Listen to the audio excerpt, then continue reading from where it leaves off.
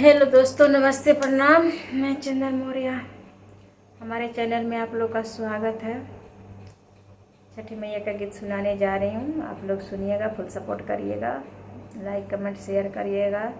जो लोग नए हैं चैनल को सब्सक्राइब करिएगा। छठी मई के देखनी बाजार में, सोनरवा के दुकान में नु हो।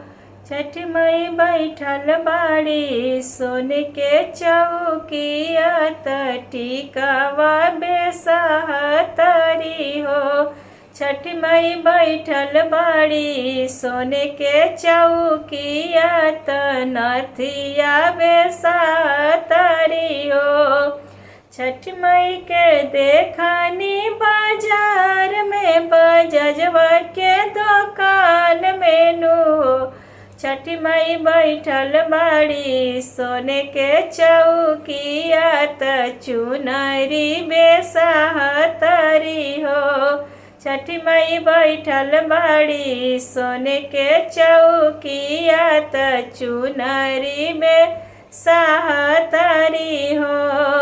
छठ मई के देखनी बाजार में, गुंजड़वा के दुकान में नु हो। छठी मई की बैठल बाड़ी सोने के चौकिया, नारियल बेसहतरी हो।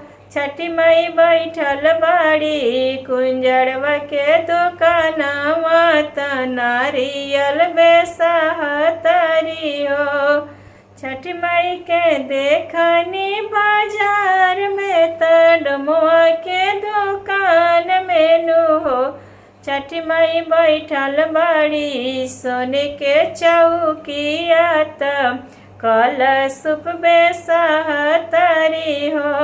छठ मई बैठल बाड़ी सोने के चौकिया, कलशुप